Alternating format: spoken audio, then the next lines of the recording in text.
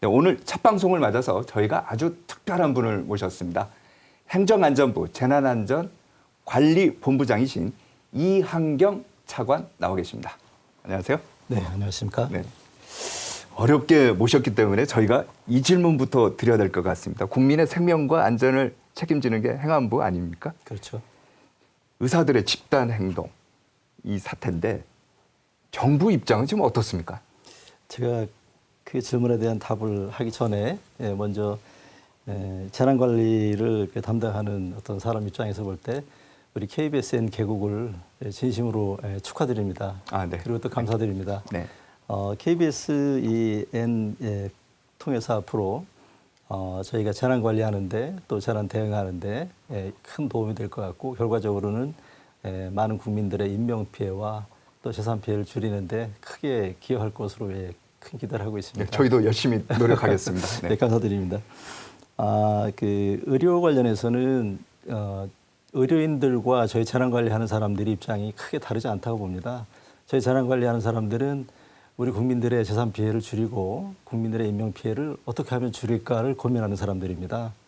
그런 의미에서는 의료진도 같다고 생각을 하고요. 국민들의 생명보다 더 고귀한 높은 가치는 없다고 생각을 합니다. 네. 본인들의 의견이 있겠지만 그 의견을 관철하기 위한 방법으로 국민들의 그 생명을 담보로 하는 것은 좀 적절치 않다라는 게 재난 관리하는 사람의 어떤 입장에서 말씀드릴 수 있는 부분입니다. 네, 알겠습니다. 빨리 돌아오시는 게 필요하다는 말씀드리겠습니다. 근데 이제 보면은 안 들어오면은 행정적인 사법적인 절차도 이렇게 밟겠다 했는데 그거는 마찬가지겠죠. 이제 그건 제가 뭐 직접 답변 드릴 수 있는 사항은 아닌데요. 네. 담당 부처인 이제 복지부에서 네. 뭐 계속 같은 그 사인을 줬기 때문에 아마 그대로 집행할 거로 저는 예측을 하고 있습니다. 알겠습니다. 자, 그럼 본격적으로 저희 이제 재난과 관련해서 질문을 드려보겠습니다. 기후 위기로 지금 전 세계에서 산불이 많이 발생하지 않습니까? 네. 우리나라도 이제 좀 전에 보신 것처럼 2년 전에 울진 삼척 산불 때문에 피해가 엄청났었는데 봄철 들어서 산불을 예방하기 위해 정부가 특별하게 주안점을 두는 게 있나요? 산불이 지금 가장 핫한 재난입니다. 금년 초에 강수량이 평년 대비해서 약 그 2배 이상 내려서 아직까지는 큰 산불이 나지 않은 상태인데 그럼에도 불구하고 2월 1일부터 5월 15일까지는 산불 특별 대책 기간입니다. 네. 그 얘기는 이 기간에 전체 산불의 약 3분의 2가 발생이 됩니다. 더 중요한 거는 그중에서도 대형 산불, 네. 대형 산불이 주로 이 시기에 일어나고 그에 따른 피해도 가장 큽니다. 그래서 정부는 일단 정부 측의 어떤 대책과 그다음에 또 국민께서 또 같이 협조해 주셔야 될 부분 나눠서 네. 말씀드리겠습니다. 먼저 정부는 유관기관, 행안부, 산림청, 소방청, 경찰, 국방부까지 다 협력을 해서 그 각자 맡은 역할들에 대한 부분들을 좀 충분히 해오고 있습니다. 네. 합동으로 훈련도 하고 있고요. 특히 이번에는 그 헬기에 어떤 문제가 있기 때문에 네. 미국과 오스트리아에서 그 헬기를 임차를 해서 그 훈련도 이미 마친 상태가 있습니다. 또 하나는 대형 산불이 동시에 발생이 됐을 때 그렇죠. 그게 이제 위험하지 않습니까? 인적 자원과 이 물적 자원들을 어떻게 적절히 배치해서 효과적으로 진압을 하느냐 이런 부분에 대한 것도 1월, 2월 달 저희가 충분히 훈련을 일단 마친 상태라는 말씀을 드리고요. 네. 또 하나는 이 산불이 났을 때 신고를 하는 걸 보면은 주로 119 또는 112로 신고를 합니다. 그렇죠. 그러면 산림청은 그 후에 그 연락을 받도록 되는데 이게 한 4분 정도 걸립니다. 그래서 행안부에서 긴급 신고 통합 시스템을 만들었습니다. 그래서 당초에 4분 걸리던 거를 1분 40초로 그 시간을 대폭 단축을 했습니다. 그럼 어떻게 전화를 연결을 하는 건가요? 어떻게 하는 소방청에 신고를 하게 되면 네. 소방청 상황실에서 버튼을 누르기만 하면은 바로 그 신고 내용을 산림청도 같이 듣게 되는 이런 시스템을 만들었습니다. 신속히 하네요. 훨씬 더. 굉장히 빨라진 겁니다. 네. 근데 이 단 1초 1초가 굉장히 중요한 사안이기 때문에 금년도에는 좀 큰 효과를 볼 거로 예측이 되고요. 네. 이제 국민 여러분께 조금 좀 말씀을 좀 드려야 될 부분은 산불 원인을 조사를 해보면 네. 67%가량이 이 입산자 실화 또 소각행위 등 개인의 부주의가 원인입니다. 그러니까 뭐 가서 담배를 핀다든지 뭐 음식을 해 먹는다든지 뭐 그런 얘기를 하시는 건가요? 그리고 이제 그 영농 부산물을 이제 봄철 농사 짓기 전에 네. 그 소각하는 행위들이 그렇죠. 예, 산불로 이렇게 발전하는 경우가 상당히 많은데요. 그 부분 관련해서 좀 부탁 말씀을 드리면은 일단은 저희가 소각행위를 좀 막기 위해서 저희가 대안을 제시했습니다. 그 파쇄기를 농촌에 저희가 많이 공급을 했거든요. 파쇄기요. 예.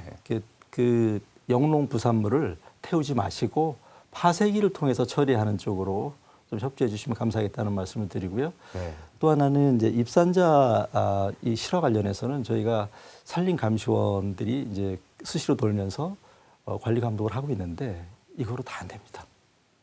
결국은 저도 등산을 자주 가는데 가다 보면 뭐 싸우기도 하고 막 그러더라고요.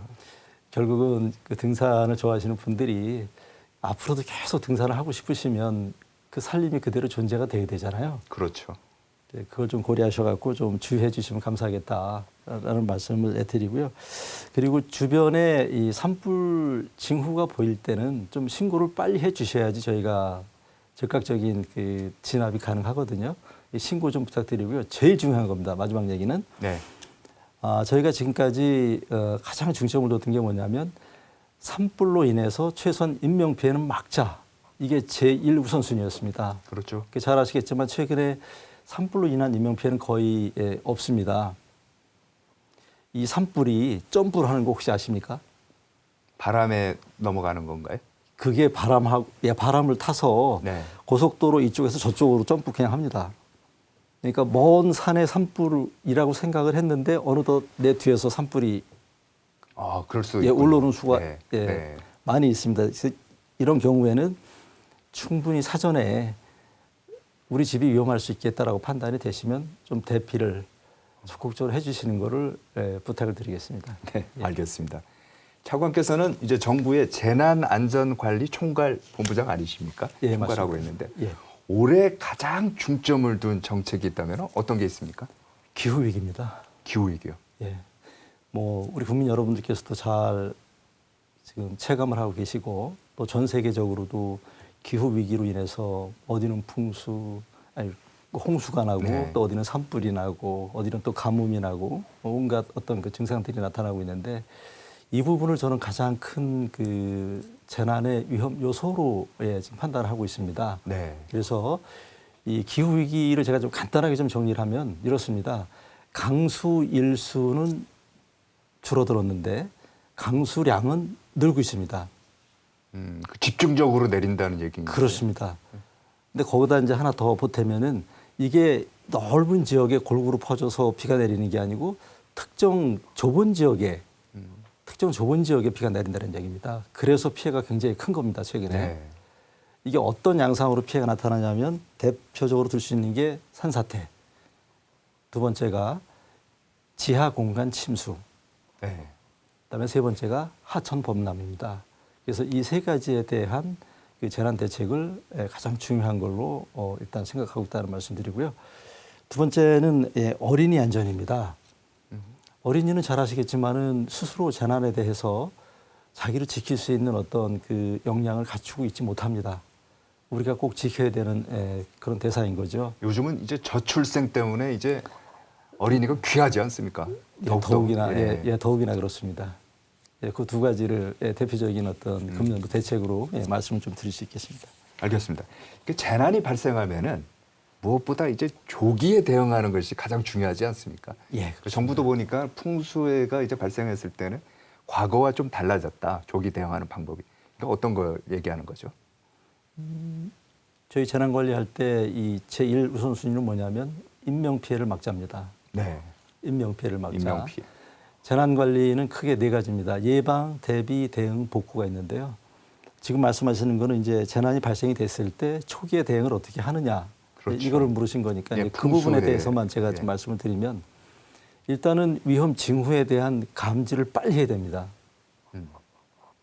이게 제일 중요하고요. 그렇죠. 그다음에 그러면 어느 지역이 어떤 위험이 있다라는 걸 알려줘야 되겠죠. 그렇죠. 이게 조기 예 경보입니다. 네. 그러면 그 정보를 들은 사람들은 빨리 대피를 해야 됩니다. 이게 3단계인데요. 이게 말로는 쉽지만 실제 현장에서 작동이 되게 하는 게 굉장히 어렵거든요. 네. 작동이 되게 하기 위한 어떤 그 일들을 저희가 하고 있는데요. 일단은 비상시에는 상시 24시간 모니터링을 합니다. 이거는 이제 기상청도 하고 있고 산림청도 하고 있고 홍수통제소도 있고 각 시군구도 하고 있고 행안부도 하고 있고 다 하고 있습니다. 그러면 이거를 어떻게 해당 주민들한테 빨리 예 경보를 날릴까? 네. 문자가 있고 마을 방송이 있고 다 있습니다. 예. 근데 어르신들이 주로 계신 데는 이 둘 다 잘 안 통합니다. 이럴 때는 사람이 가는 수밖에 없어요. 이장이나 통장분들 또 자율방범대분, 그 민간 자율 방재단 이런 분들 직접 찾아다니면서 찾아갈 수밖에 없습니다. 가가호. 네. 네. 예, 약간은 좀 아날로그하지만 네. 현실적으로 꼭 필요한 방법이기도 합니다. 그 다음에 이제 대피인데요. 어르신들이 이제 대피를 약간 주저하세요. 물건 이것저것 챙기시느냐고. 이럴 때는 저희가 경찰청에 좀 도움 요청해서 경찰이 같이 갑니다. 경찰이 가서 같이 대피를 하자 이렇게 하면은 네. 또 반응을 잘 해주세요. 이런 과정들을 하나하나 다 챙기고 있고 주민들도 이럴 경우에는 내가 대피해야 된다는 거에 대한 사전 훈련까지도 지금 진행하고 있다는 말씀을 드리겠습니다. 알겠습니다. 좀 전에 이제 차관께서도 말씀하신 게 지구 온난화 영향으로 특정 지역에 이제 비가 집중적으로 많이 쏟아진다. 이게 위험하다 이렇게 얘기를 했는데 지난해 14명의 이제 사망자를 낸 충북 오송 지하차도 참사죠. 이것도 이제 침수 사고 아닙니까? 맞습니다. 예. 이런 거에 대한 대비책도 좀 마련해야 될 것 같은데요. 어떤 게 있습니까? 결론부터 말씀드리면은 금년부터는 지하차도에서 사망 사고는 절대 없게 만들겠습니다. 그게 가능한 게요. 첫째는 저희가 자동 진입 차단 시설을 그 설치를 했고 또 지금 진행 중에 있습니다. 저희가 지금 개략적으로 보면은 지하차도가 전국에 937개소가 있습니다. 930 거의 1000개 정도 있군요. 네, 근데 그 중에서도 이제 이렇게 U자형으로 이렇게 해서 침수가 이제 우려되는 지하차도는 한 372개 정도가 되고요. 아, 그걸 다 파악하셨군요. 예, 이미요. 예. 네. 근데 그 중에 저희가 지금 223개소는 설치를 완료를 했고 나머지도 지금 진행 중에 있다는 말씀을 드리는데요. 네. 저는 이거 갖고 다 안 된다고 생각합니다. 어떻게 그러면 더 보강을 하시겠다? 이거 갖고는 다 안 되고요. 통제 기준을 이제 저희가 또 만듭니다. 통제 기준 한 예를 들면 발목 높이가 15cm입니다. 네. 이 정도 되면 무조건 통제한다 하는 통제 기준을 지금 만들고 있고요. 가장 중요한 건 전 또 아날로그 방식인데요. 현장에 비상시에는 4인 1조로 4명이 나가서 상시 모니터링을 합니다. 지키고 있습니다. 그중에 한 명 경찰입니다. 네. 현장에서 다른 각도에 있는 4사람이 판단을 해서 이건 통제해야 되겠다라고 판단이 될 때 경찰이 통제를 해주는 이런 시스템이거든요. 이렇게 되면은 저는 절대 사망사고는 일어날 수 없다. 이렇게 판단하고 있습니다. 근데 이제 연결하는 것, 그 당시 이제 오송 참사 같은 경우도 보면은 컨트롤 타워가 좀 약하지 않았나 이런 비판도 있었거든요. 경찰이 있죠, 지방자치 있죠, 국가 있죠. 이거를 어떻게 컨트롤할 수 있는 시스템은 없습니까? 그거를 이제 제가 저희가 좀 바꾼 게 하나 있는데요. 네. 대부분이 이제 너무 이제 속내용을 말씀드리는 것 같은데 소방청으로 신고가 들어옵니다. 소방청에서 해당 시도나 시군에 그 연락을 줍니다. 그러면 시도나 시군에서 담당 부서를 찾게 되죠. 그럼 담당 부서한테 연락을 하게 되고, 근데 이게 시간대가 밤 시간대면 굉장히 어렵겠죠. 그렇죠. 대응하는 데 상당히 어려움이 있죠. 이런 문제가 있기 때문에 이런 문제를 풀기 위해서 저희는 부단체장 중심으로 모든 총괄 관리하도록 지금 부단체장. 예. 네. 예를 들면은 청주시 같은 경우는 청주부시장, 뭐 충청북도 같은 경우는 충청북도 부지사 거기에 직접 전화로 통화하도록 했어요. 부단체장이 전화 받은 즉시 해당 부서를 지정을 하면 네. 이거 우리 거 아니다, 이거 우리 거다라는 어떤 그런 논란이 있을 수가 없죠. 그렇죠. 지시를 해서 당장 조치해라 이렇게 되는 거니까. 네, 이런 식으로 진행이 되는 것도 있고요. 아까 말씀드린 대로 일단은 비상시라고 판단이 될 때는 무조건 사람 4명이 나가 있는 겁니다. 일단 현장을 가야죠. 가야죠. 네. 오송 같은 경우도 지금 보면은 옆에 있던 니오천의 그 제방이 무너지면서 네. 거기에서 예측하지 못한 대량의 물이 유입된 거 아닙니까? 유입된 거죠. 네. 그 판단은 CCTV 갖고 안 됩니다, 절대. 자동 차단기 갖고도 안 되고. 사람이 다 다른 각도에서 그걸 지켜보고 있어야지 판단이 되는 사안이고 그렇죠. 판단하고서 조치하는 데까지 걸리는 시간이 단 몇 초밖에 안 돼요. 1시간 후에 차단하고 이건 안 되거든요. 그래서 아까 말씀드린 대로 가장 효과적인 방법은 4인 1조로 나가서 현장에서 24시간 모니터링하는 이 방법이 가장 유효할 거다 이렇게 말씀드리는 겁니다. 알겠습니다.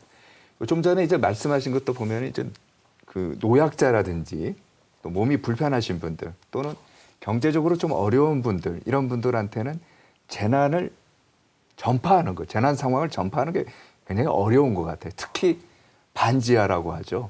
침수 위험이 굉장히 높은데 이 반지하 대책은 어떻게 되고 있습니까? 지금 계속 지하 공간 얘기가 나오고 있는데요. 뭐 지하차도, 지하 주차장, 반지하 주택, 뭐 지하 상가, 또 지하철 다 이제 반지하 그 지하 공간에 대한 문제인데요.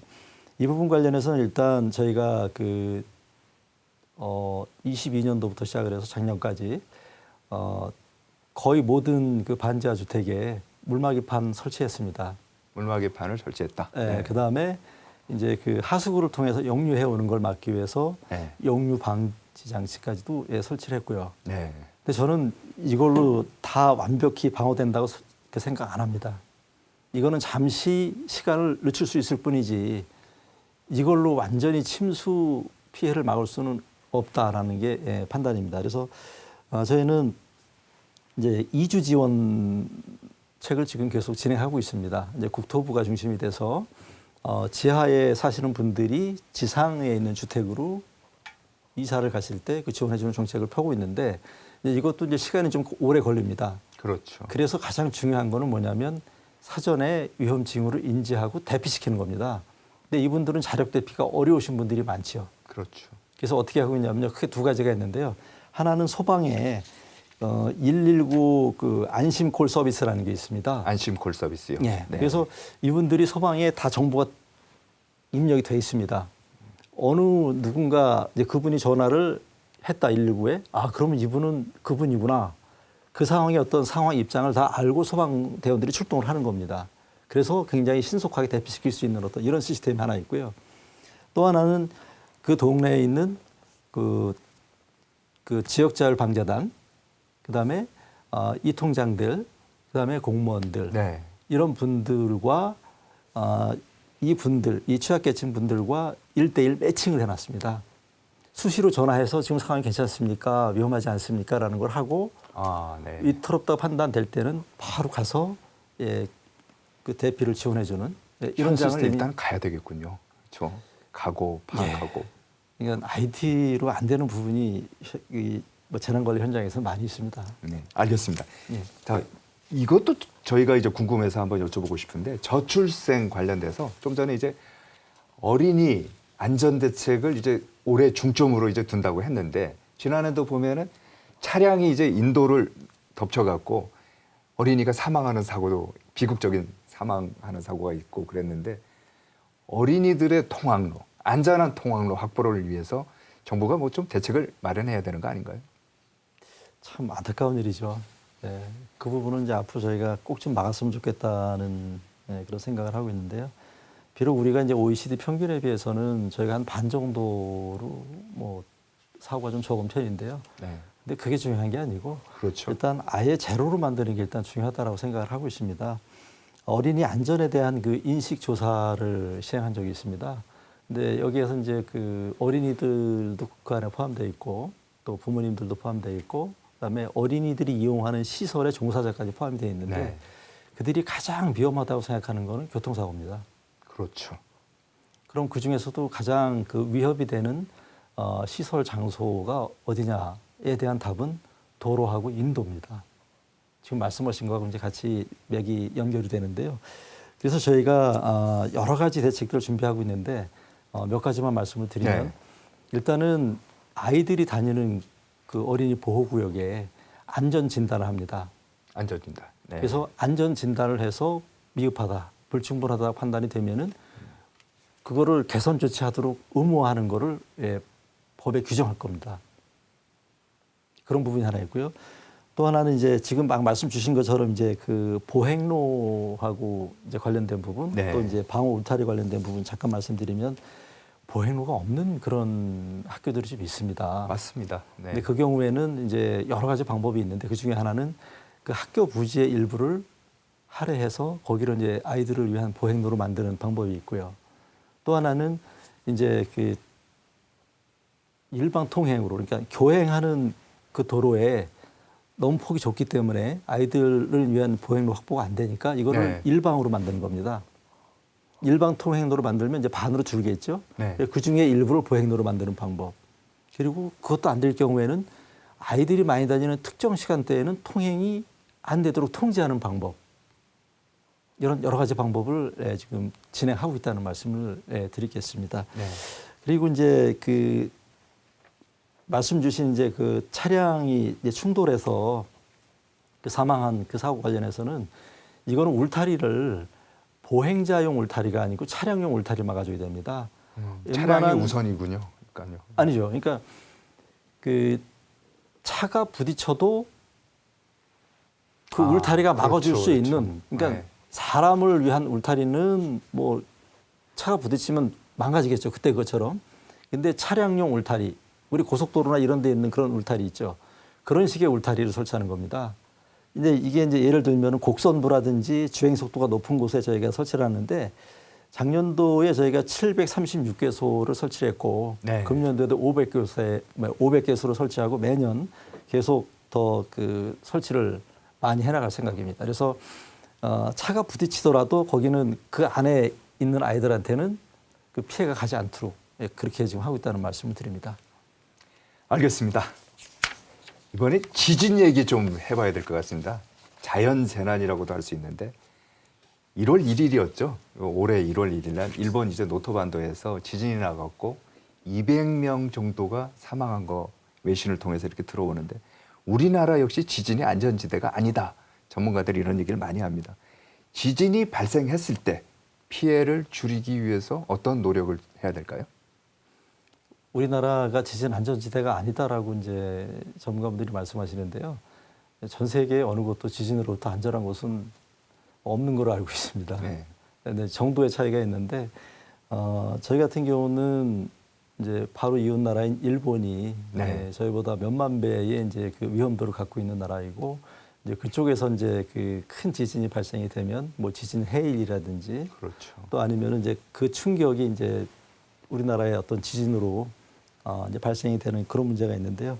이제 그 문제에 대한 준비도 저희가 크게 두 가지 측면에서 그 대비를 하고 있습니다. 하나는 이제 국민 입장에서는 지진 발생 시에 내가 어떻게 그 대처를 해야 되는지에 대한 국민 행동 요령을 저희들이 꾸준히 이렇게 그 안내를 해드리고 있고요. 또 훈련이라든지 교육 또는 안전 체험 시설을 통해서 계속 알려드리고 있다는 말씀을 드리고요. 우리 그 지진에 대한 어떤 우려가 있으신 분들은 행안부가 제공하고 있는 안전 디딤돌 앱이라고 있습니다. 안전 디딤돌 앱. 예. 어떤 거죠? 거기에 이제 그 재난에 그 관련된 어떤 국민 행동 요령을 포함한 많은 정보들이 그 안에 다 들어가 네. 있습니다. 그래서 그 재난 유형에 따른 어떤 국민 행동 요령이 다 들어가 있으니까 그 내용을 좀 참고하시면 좋을 것 같고요. 보다 적극적으로 하시려면은 주변에 있는 안전 체험 시설에 가셔서 실제 그 진동도 느껴보고 내가 어떻게 대처해야 되는지도 한번 체험하는 거죠. 예. 그게 아마 더 효과적일 거라고 생각이 됩니다. 그 부분을 하나 강조하고 싶고요. 또 하나는 이 건축물에 대한 내진 설계 반영이 굉장히 중요합니다. 맞습니다. 그게 보면은 공기업 같은 경우는 공공기관이나 여기는 그런 어느 정도 되는데 민간 시설 같은 경우는 좀 약한 것 같아요. 이제 이런 부분이 있는 것 같아요. 우리나라에 뭐 큰 지진 일어나겠어 하는 분이 없지 않아 있는 것 같고요. 이제 근데 그 많은 돈을 들여서 내가 내진 설계를 해야 되나 하는 그런 부분이 좀 그렇죠. 없지 않아 있는 것 같아요. 예. 근데 재난관리의 대원칙은 뭐냐면 미래가 불확실할 때 최악의 상황을 상정하는 게 우리가 할 일이다 이렇게 생각을 하고 있습니다. 그래서 저희는 이제 최악의 상황을 상정을 하고 준비를 하고 있는데요. 일단은 그 참고로 말씀드리면 2017년 12월에 건축법이 개정이 되면서 모든 주택, 그다음에 2층 이상의 건물은 내진 설계를 반영하도록 되어 있습니다. 이게 이제 법으로 정해졌다는 말씀이시죠? 의무화되어 있기 때문에 그 이후에 지어진 건축물은 일단은 내진 설계가 반영이 됐다. 이렇게 보시면 될 것 같고요. 그럼 그 이전 건 어떻게 할 건데가 이제 문제가 되는 겁니다. 그렇죠. 그 이전 것도 지금 저희가 지원을 하고 있는데 여러 가지 방법으로 지원하고 있는데요. 일단은 내진 설계 반영을 안 했어도 건물을 튼튼하게 지으면은 내진 성능이 가능해요. 그래서 내진 성능 평가를 해봐야 됩니다. 네. 내진 성능 평가하는 걸 저희가 지원하고 있습니다. 평가하는 비용을 지원한다. 예. 그래서 네. 마음이 불안하잖아요. 내 네. 건물이 괜찮은가. 예. 근데 튼튼하게 졌으면은 성능 평가해 보면은 문제가 없는 경우가 많아요. 근데 그 문제가 있다 할 때는 이제 다시 이제 내진 보강을 해야 되는데 네. 그 비용의 일부를 또 역시 정부가 지원하고 있다는 말씀을 드립니다. 공공시설 관련해서는 거의 다 돼 있다 이렇게 말씀하셨는데요. 학교가 아마 제일 빨리 진행이 될 것 같고요. 2035년까지는 현재는 한 80% 가까이 그 내진 보강이 돼 있는데요. 2035년까지는 100%다 공공시설은 할 거고요. 민간 시설도 아까 말씀드린 대로 한 60% 정도 지금 내진 보강이 돼 있는데 나머지 부분에 대해서는 저희 정부의 지원 정책을 통해서 계속 알겠습니다. 늘려가겠습니다. 네. 이 지진 해일 좀 전에도 이제 말씀을 하셨습니다만은 일본에서 지진 나면 이제 지진 해일이 우리나라 쪽으로 밀려올 수도 있지 않습니까? 예, 그렇습니다. 이거는 어떻게 대피를 해야 됩니까? 이시카와 현 노토의 반도에서 이제 지진 지금도 계속 뭐 5점대, 그 4점대 계속 발생이 되고 있는데요. 우리나라에서 큰 지진이 일어날 가능성도 있지만은 일본에서도 큰 지진이 일어나서 그 지진 해일로 우리한테 영향을 미칠 가능성이 좀 더 크지 않을까 우려를 하고 있습니다. 네. 실제 그 1983년도에는 그 한 분 사망하시고 두 분 실종되는 그런 피해도 있었고요. 93년도에도 한 4억 원 상당의 재산 피해를 입은 바가 있습니다. 이 부분 관련해서는 좀 제가 정리해서 말씀을 드리면, 일본에서 주로 이제 그 큰 지진이 발생이 되면 그게 지진의 해일로 돼서 우리나라 동해안이나 아니면 동남해안 쪽에 영향을 줄 수가 있는데 이 시간이 좀 걸립니다. 이번 같은 경우도 2시간 한 15분 정도 걸렸습니다. 그러니까 1시간에서 1시간 반 빨리 오면 네. 우리 쪽에 영향을 주기 때문에 어떻게 보면 시간적인 여유가 좀 있죠. 그래서 지진 해일 대피소로 일단은 그 시간 안에 좀 대피를 해주시면은 인명 피해 관련해서는 큰 문제가 없으시다. 알겠습니다. 다만 이 재산 피해를 우려해서 그 대피를 늦게 하시는 것은 상당히 위험하다라는 말씀 좀 드리겠습니다. 알겠습니다. 자, 이제 마지막 질문인데요. 네. 이제 재난 안전 관리를 총괄하시고 있는 본부장이시고 차관이신데 국민 여러분께 또 시청자분들께 이것만은 꼭 지켜달라 당부하고 싶은 말이 있다면 어떤 게 있을까요? 저희가 걱정 많이 하는 게 이제 기후 위기, 또 산불, 뭐 지진, 뭐 안전사고 여러 가지가 있는데요. 이 재난이 발생이 되면 그 재난을 제일 처음에 맞이해야 되는 사람은 소방도 아니고 경찰도 아니고 나 자신입니다. 그렇죠. 내가 어떤 재난이 생겼을 때 거기에 대응할 수 있는 역량을 갖추는 게 무엇보다 중요합니다. 그렇게 하기 위해서는 여러분들께서 국민행동요령, 아까 말씀드린 안전 디지털 앱이라든지 아니면 일반 뭐 검색 포털에서도 다 들어가 있으니까 그 부분을 좀 보고 미리 관련된 그 대처 요령을 좀 배워두시면 좋겠다라는 말씀 드리고요. 그리고 안전체험시설을 활용해서 직접 한번 간접 체험을 해보시는 것도 체험을 도움이 해봐라. 되시겠다. 네. 네, 이 말씀 드리고 싶고요. 또 하나는 저희가 이제 훈련을 하고 있습니다. 네. 국민의 참여를 좀 저희가 이제 많이 원하고 있는데요. 실제 그 훈련에 참여해서 이렇게 해보시면 또 다릅니다, 이게. 그렇죠. 이게 이런 위험성이 있고 내가 다칠 수도 있겠구나 하는 거를 체감하면 그 마음 자세가 좀 달라지기 때문에. 그 다음에 이제 뭐냐면은 우리 주변에 위험 요소가 굉장히 많아요. 근데 그거를 적극적으로 안전신문고를 통해서 이렇게 신고를 해주시면 저희가 이제 그에 따른 조치를 하잖아요. 그러면 내 자신 또는 내 이웃을 구할 수 있는 겁니다. 신고 좀 적극적으로 해주시면 감사하겠다는 말씀드리겠습니다. 네, 말씀 고맙습니다. 예.